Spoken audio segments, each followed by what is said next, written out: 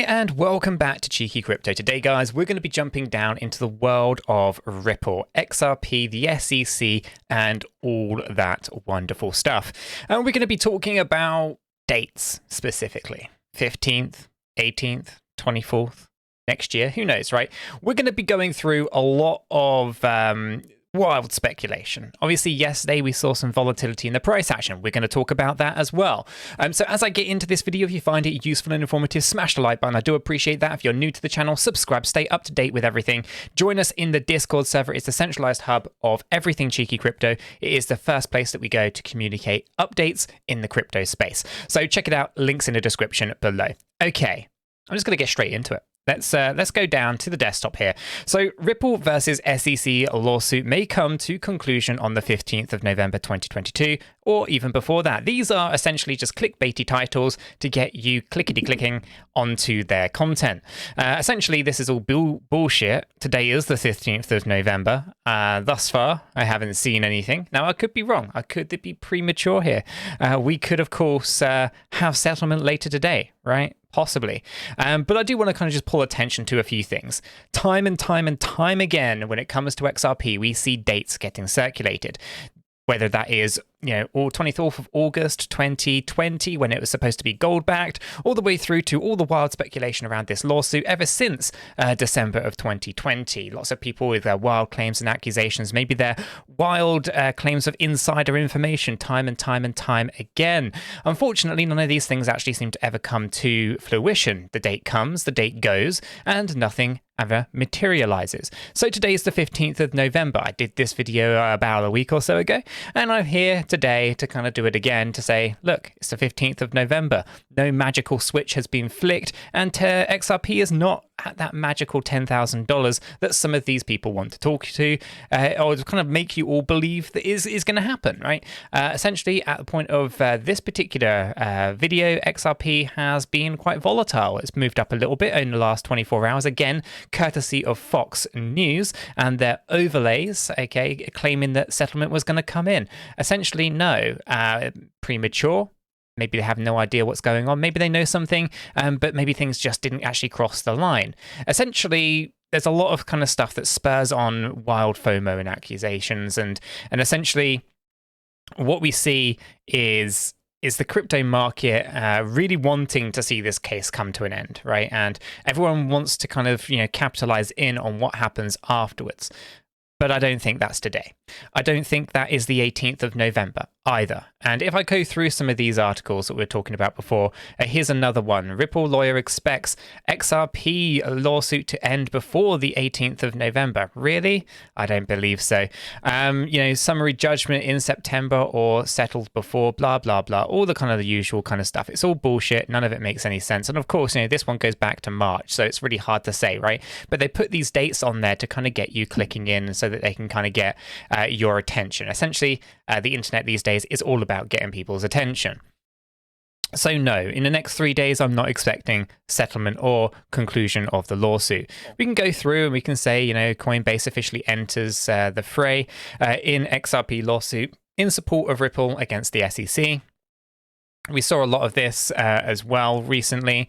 So there's a lot of really good positive things going on, but we need to be fully aware and we need to really take into consideration that a load of amicus briefs, if I can get my words out, have been filed, right? They've gone in, and the SEC requested more time to respond, and that was granted, right? So essentially nothing here is going to happen. Now, if there is going to be settlement between these two parties, and considering the history that the SEC has had in this particular case, I'm thinking they're going to drag their heels for as long as possible, stringing this out for as long as they possibly can. That's been their strategy from the very beginning. The onslaught of the SEC on XRP investors has pretty much been a lengthy process, and the SEC have definitely helped it become this long-winded beast of a lawsuit, right, with all of their delays and their requests for more additional time. And we don't forget these things, at least I don't on this channel.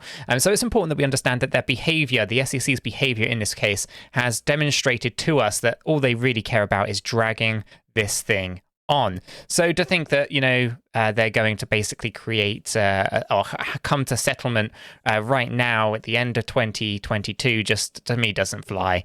It's very unlikely. I think they're just going to drag it out for as long as possible into 2023.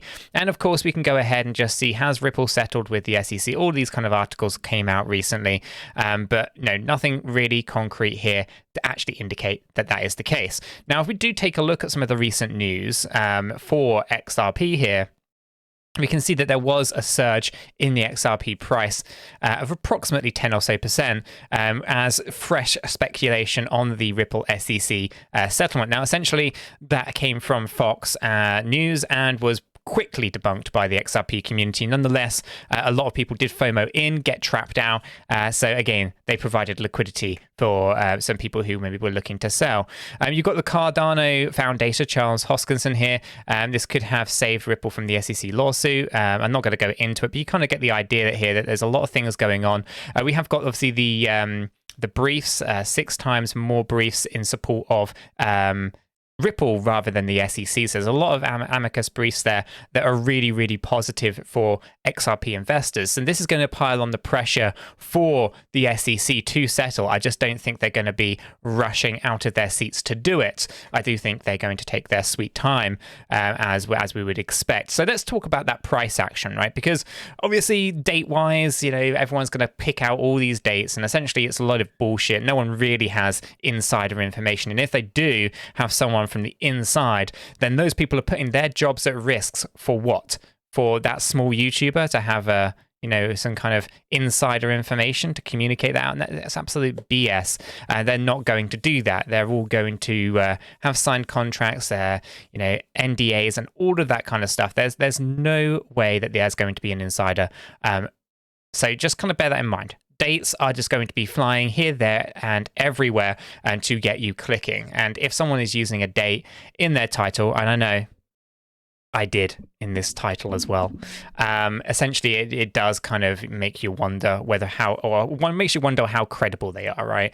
Now, obviously I jest, the title is the title of this video, and we'll have to see how things unfold. But for the most part, I'm not a believer in a big magical switch being flicked and all of a sudden XRP is at $10,000, right? I've seen roadmaps from centralized banks around the world, and this shit takes time, okay? And it takes a lot longer than one bull market, one bear market. There's a roadmap, and you're not talking about a quick and easy kind of, flick a switch, we're done kind of thing. There's a lot of stuff that has to go into the background. Now, a lot of that stuff has already been under work for the last few years. We can't dispute those things. There's pretty good evidence of that. But let's be realistic. It's not going to be a flicker switch kind of button or anything like that. And I'm still on the fence as to whether or not they would even utilize XRP at this point. Okay. And again, that's going to offend people. It is what it is. So let's go ahead and talk about price action here. Now, in this, you can see several different key things, right? So we were talking about a move to the upside and a move to the downside. We are pretty much just ranging sideways here. This is pretty much consistent with other cryptocurrencies as well, right? So it's very unclear as to exactly where the price action is going. So we did see a bit of a surge to the upside, right? We can see that in here. And, it's not impulsive, as in we're not trending up or anything like that. Essentially, what we are doing here is all corrective movements. So we're not looking or thinking to ourselves that we have a strong case for bullish sentiment to the upside. That's not what's going on. And as I said, with the moves that happening yesterday, this was all kind of fake in the way that essentially it was driven from false information, misinformation put out there. And retail investors just jump in the gun because they must buy XRP because it's going to the moon, right? But essentially, we've got two options. And at the moment, it either could play out. Okay, we've got a small correction down to the 30-cent range, or we've got the higher correction as in we continue to move up towards the 40-cent range. Now, as I said this morning on the video for XRP, that just did TA, this was the one that I felt that was more likely to occur. And if I bring the stochastic RSI, as you can kind of see, actually we're holding this area reasonably well. Yeah, I still think that 40 cent is the most probable count here. And this basically means that we go to 40 cent. And once we're there, we then come down to this low range of about 25. Okay, now again, that's going to offend people, but it is what the logic behind what's going on here. You can kind of see, if I bring this back out, it's a big drop. We then bounce up in this corrective sideways trade. Now, the thing with these kind of sideways ranging motions here, you can kind of see it, is these are called continuation patterns. And by its very name, it's obvious what that means. It means it's going to continue the trend down or continue the move down once it finishes the continuation pattern. Okay, so we go down, we continue going sideways, and then we go down again. Okay, so the exit is to the downside here, not to the upside.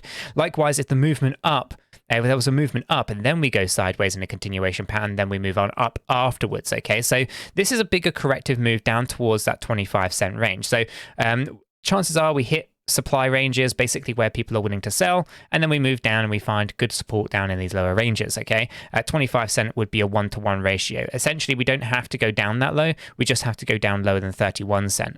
Okay, and again, that 30-cent is also a viable option that we just finished there and move back up again. So we want to be a little bit cautious from time to time. We say this all the time, in fact. We've come down quite nicely. We're looking for some decent kind of corrections, and we're looking to take advantage of those when the times are right. I still think that this crypto market is incredibly volatile, and we should be really concerned over just going crazy FOMO when we haven't got clear directions from some of the market leaders. And I don't just mean things like Bitcoin and Ethereum. I mean the exchanges as well. We need to get clear guidance on who actually has liquid assets and who doesn't actually have liquid assets. Most of these audits that are out there, they're only telling you that there are assets available, but they don't tell you how liquid those assets are. And that's a very, very clear, distinct difference. So until we get clarity on what's going on there, I don't think there's a lot of confidence going to come back into the space.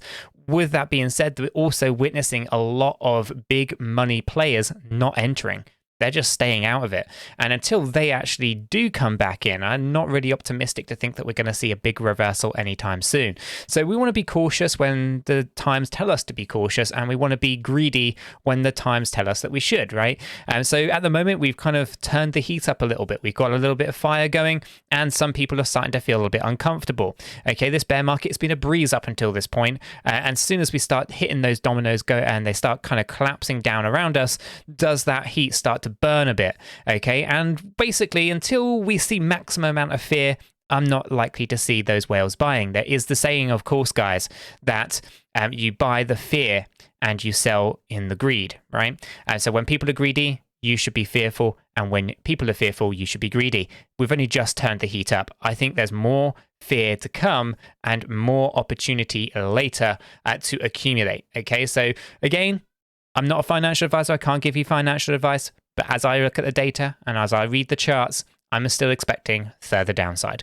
I'm going to leave this video right there, guys. If you have found it useful and informative, hit the like button. I do appreciate that. If you happen to be new to the channel, subscribe, tap the bell, select all the notifications, and in doing so, you will be kept up to date with absolutely everything that we do here at Cheeky Crypto. And with all that said, done, and out of the way, I hope everyone has a fantastic day, and I'll catch you all in the next one.